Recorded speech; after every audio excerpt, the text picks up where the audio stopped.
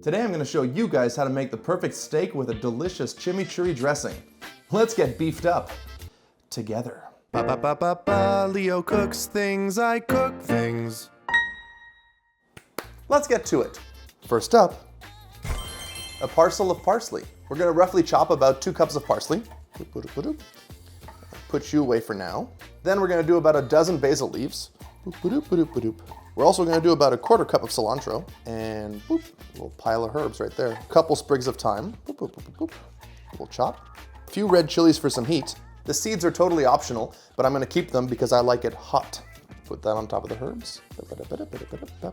Now bring this pile back. I'm also going to crush about 3 cloves of garlic. I changed my mind. I'm going to do 4 cloves. We're going to do 4 cloves of garlic. I'm going to hit it with a little bit of lime juice, about half a lime. I'm going to do a pinch of salt. And we're going to finish it off with a little bit of olive oil. We're going to keep the olive oil close because we're probably going to add more. And now we chop everything together. Yeah. You can also use a food processor for this, but I've always liked doing it with my hands. There's something romantic about using your hands. Also going to add in about half a teaspoon of dried oregano. We're going to hit it with a bit more olive oil. Now back to chopping. I'm basically just making a paste out of all this. One of the things I like about chimichurri is you can get super creative with it. You can experiment with a bunch of different herbs and spices and make it your own. There are no rules. There are no rules. Beep, beep, done. And that's how you make chimichurri. It goes great with steak, fish, vegetables. You can put it on your eggs, maybe your cereal if you'd like to. Maybe not the cereal, but whatever, up to you. Time for steak. I'm gonna season the steak with some kosher salt. I'm also gonna hit it with some freshly crackles. We're gonna do the other side also, obviously. Get some of the salt on the fat too. Full coverage everywhere. A crucial step here is to make sure you let your steak come to room temperature first. It's gonna provide a much more even cook and provide you with a much better steak eating experience. Room temperature, unless you live in an igloo. Let it get to room temperature. Oh, I see you. I see you. Nice try, mister. Not today, you goofus. Let's cook our steak. Woo! We want a high heat for the steak. A good way to know if your pan is ready is to throw a bit of water on it. That's ready.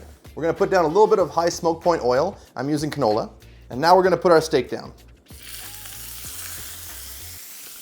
That's the sound you want. You want a really nice sizzle, or else you're not gonna get that crust. Just let it chill out for a little bit. There's no rush here. It's gonna mess up my audio, but we're gonna put on some fans. Let's see what that looks like.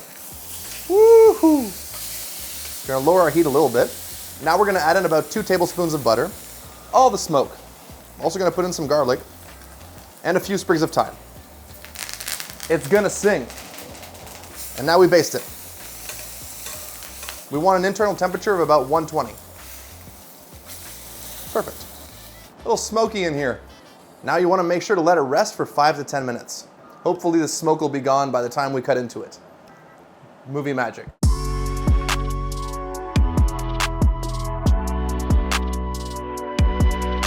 I want some nice thick slices. This one's for me, this one's for me. Oh, steak is so good. And now for the chimichurri.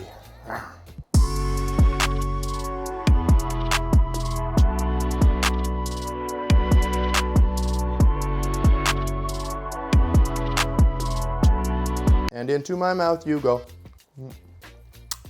Chef's kiss. Bye, friends. Woo.